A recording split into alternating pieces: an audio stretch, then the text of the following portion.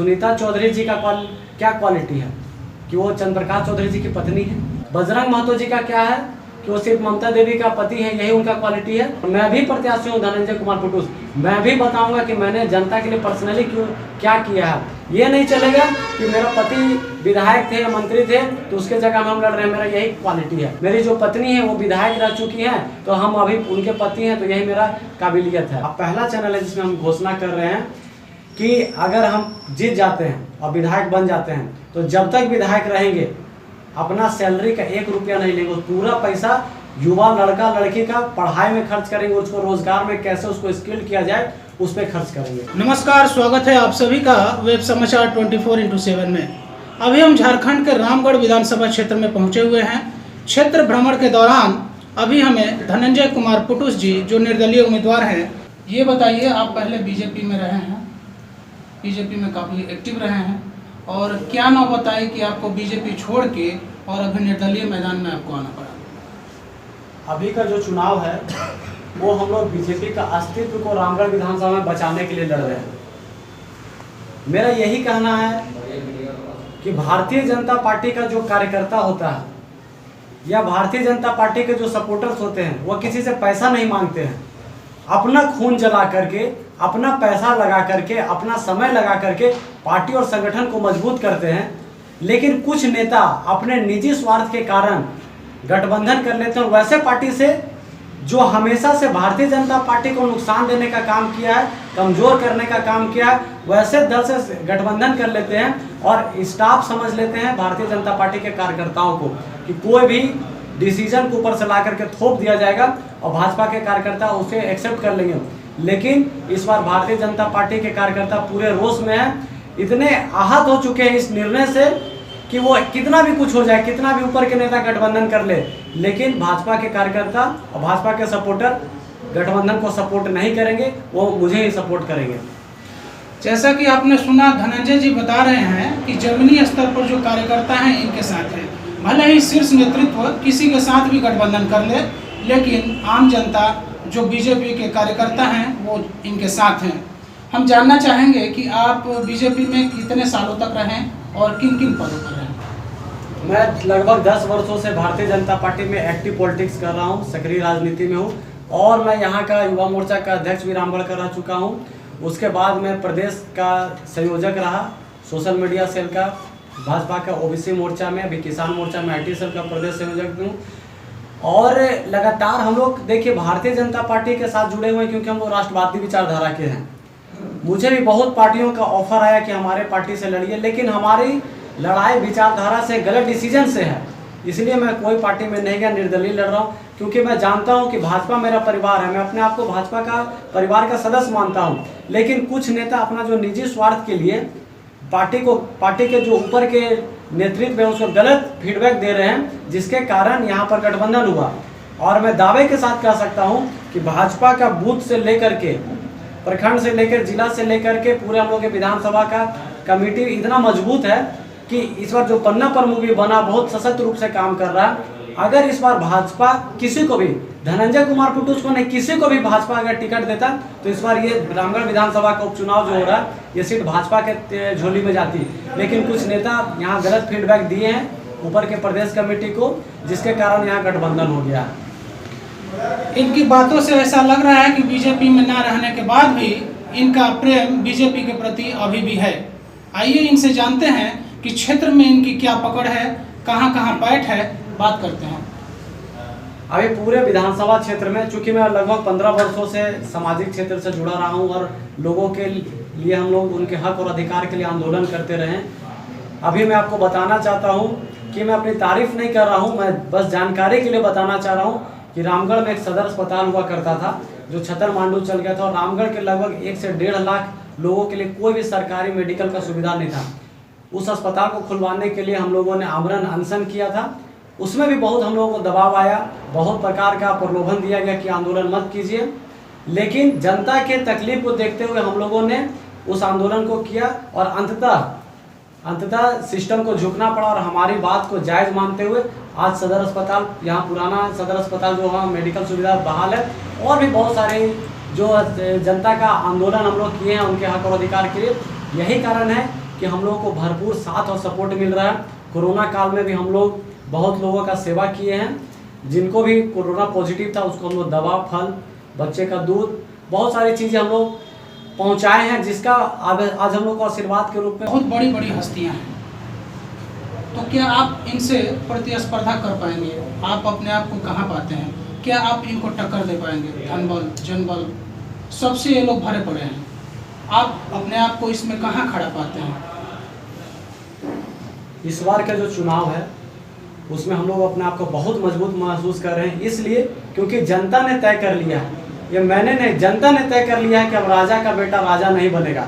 राजा वही बनेगा जिसमें दम होगा, जो उसका हकदार होगा। ये क्या प्रचलन है कि पति नहीं तो पत्नी और पत्नी नहीं तो पति, और बाकी पब्लिक बुड़बक है, मूर्ख है। तो ये जो राजनेता सोच रहे हैं कि हम लोग परिवारवाद चलाते रहेंगे, पति के जगह में पत्नी आती रहेगी और पत्नी की जगह पति आते रहेंगे, तो जनता भली भांति समझ गई कि ये जनता का काम करने के लिए नहीं, अपना काम करने के लिए आ रहे हैं, अपना स्वार्थ सिद्ध करने के लिए आ रहे हैं, अपना पैकेट भरने के लिए आ रहे हैं। यही कारण है कि उन लोग को कितना भी धन बल लगा ले, कितना भी बाहुबल लगा ले, उसके बाद भी उनको समर्थन नहीं मिल रहा, सपोर्ट हम लोग को मिल रहा है। और मैं आपको और एक बात बताना चाहता हूँ कि गठबंधन एनडीए कितना भी आजसू पार्टी से कर लिया है, लेकिन भाजपा के लोग अभी भी मेरे सपोर्ट में अंदर अंदर सभी काम भी कर रहे हैं। दूसरा, आजसू के और कांग्रेस के दोनों के जो कार्यकर्ता हैं, जो अपने आप को क्षुब्ध महसूस कर रहे हैं, उनको मान सम्मान नहीं मिला, वो भी बहुत बड़ा तबका है जो मेरे संपर्क में है। और देखिएगा और मेरी बात को याद रखिएगा, 2 तारीख को ईवीएम में जीत निकलेगा और जीत धनंजय कुमार फुटूस के बहुमत के साथ होगी। राजा का बेटा राजा नहीं बनेगा, राजा वही बनेगा जिसमें काबिलियत होगी, जिसमें दम होगा, जो क्षेत्र में मौजूद होगा, जो आम लोगों के बीच मौजूद होगा, जो आम लोगों के दुख से कंधे से कंधा मिलाकर खड़ा रहेगा। जैसा कि इन्होंने बताया कि कोरोना जैसी महामारी में इन्होंने लोगों की मदद की है, इनको अपने लोगों से काफ़ी उम्मीद है। देखते हैं ये अपने उम्मीद पे कितने खड़े उतरते हैं। अब इनसे हम जानना चाहेंगे कि धनंजय जी, अगर आपको यहाँ की जनता विधानसभा भेजती है तो प्राथमिकता आपकी क्या रहेगी? आप इस क्षेत्र की जनता के लिए क्या क्या करेंगे? देखिए, हमारा सबसे बड़ा एजेंडा यही और सबसे बड़ी प्राथमिकता यही है कि अगर रामगढ़ की जनता हमें विधायक बनाती है तो खास करके सबसे पहला जो काम हम करेंगे वो ये है कि रामगढ़ में बहुत सारे लगभग लाखों की संख्या में युवा भाई बहन बेरोजगार घूम रहे हैं। शिक्षित होने के बाद भी, डिग्री रहने के बावजूद अभी बेरोजगारी का दंश झेल रहे हैं कि और कहीं काम नहीं मिल रहा।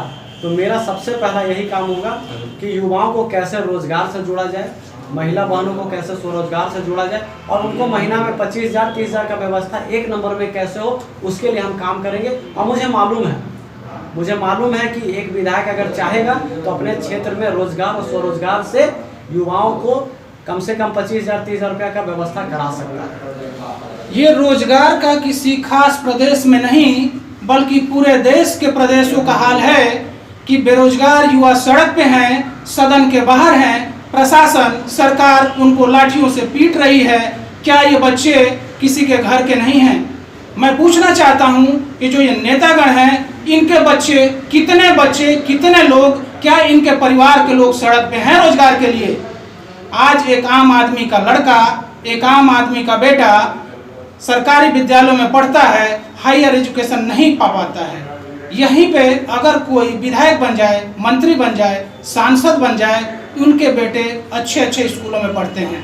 तो मैं धनंजय जी से ये पूछना चाहता हूँ कि क्या आप अपने क्षेत्र की जनता को ये आश्वासन देंगे, आश्वस्त करेंगे कि अगर आप जीतते हैं तो क्षेत्र की जनता को, चाहे महिला हो, पुरुष हो, किसी भी वर्ग का हो, क्या आप उनको अच्छा स्वास्थ्य, अच्छी चिकित्सा, अच्छा शिक्षा देने में सफल हो पाएंगे कि नहीं हो पाएंगे? मैं आपके चैनल के माध्यम से आश्वासन ही नहीं, मैं गारंटी दे रहा हूँ। मैं गारंटी देना चाहता हूँ कि जो भी आपने कहा उसी के लिए तो हम लोग आए हैं। आज जनता का काम नहीं हुआ तभी ना सब विधायक जो यहाँ पूर्व के हैं उनको पसीना बहाना पड़ रहा। अगर वो काम करते तो धनंजय फुटूस को थोड़े चुनाव लड़ना पड़ता। पब्लिक तो हम लोग को बैठा देती, बोलते कि नहीं हमारे पुराने विधायक जी बहुत अच्छा काम किए हैं, पुराने मंत्री जी बहुत अच्छा काम किया, आप मत बैठिए, खड़ा होइए, आप बैठ जाइए। लेकिन वो लोग काम नहीं किए हैं। बहुत खराब स्थिति आपको बताते हैं। रामगढ़ के एक लारी अभी गाँव है, आप जाइएगा कुछ दिन बाद, अभी गर्मी आ रहा है, वहाँ पर देखिएगा कि अभी पानी जल मीनार है लेकिन जल नहीं है। लोग डेगची बाल्टी खाली लेकर के वहाँ धरना प्रदर्शन करेंगे, आंदोलन करेंगे, हर साल होता है। तो जब इतना ही विकास हो गया तो हर साल पब्लिक को ये पानी जैसा मूलभूत सुविधा के लिए क्यों आंदोलन करना पड़ रहा है। तो मैं ये कहना चाहता हूँ कि जो लोग ये आडंबर दिखाते हैं, झूठ मूठ का लोगों को मूर्ख बनाते हैं कि हम लोगों ने विकास का गंगा बहा दिया, तो एक बोल रहे कि हम विकास करेंगे दारू मुर्गा और पैसा के दम पर, और एक वो जो प्रत्याशी है वो कहेंगे कि हमारा बच्चा छोटा है, इमोशनल अत्याचार करके वोट लेना चाहते हैं। लेकिन मैं ये कहना चाहता हूँ कि पब्लिक को भी सोचना चाहिए, पब्लिक सोचेगी। अभी मान लीजिए सीरियस कैंडिडेट में हम लोग 3 लोग हैं।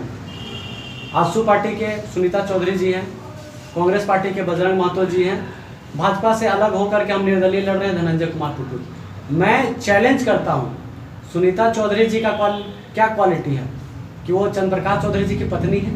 उन्होंने जनता के लिए पर्सनली क्या किया, क्योंकि कैंडिडेट चंद्र प्रकाश जी नहीं है, सुनीता चौधरी जी हैं। तो सुनीता चौधरी जी का क्या क्वालिटी है, क्या उन्होंने क्या क्वालिफिकेशन है, उन्होंने जनता के लिए क्या क्या बताना पड़ेगा।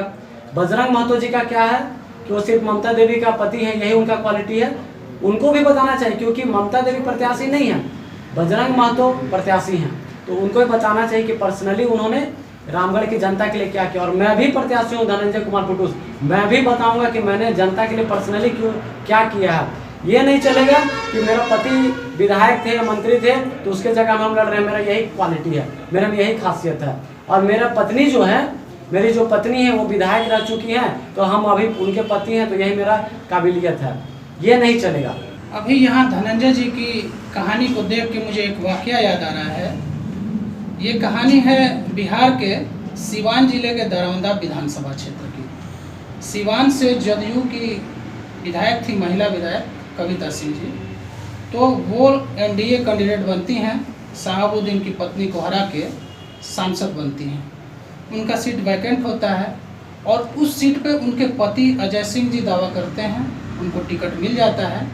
और आप ही की तरह एक कैंडिडेट थे व्यासदेव सिंह करनजीत सिंह, तो उनको टिकट नहीं मिलता है और फिर वो निर्दलीय लड़ते हैं और वो विजयी हासिल करते हैं। तो थोड़ा सा आपसे सिमिलरिटी मुझे दिख रहा है, इसको कोई भी अन्यथा न ले, आप पता कर सकते हैं जो भी हैं। बाकी मैं आपसे जानना चाहूँगा।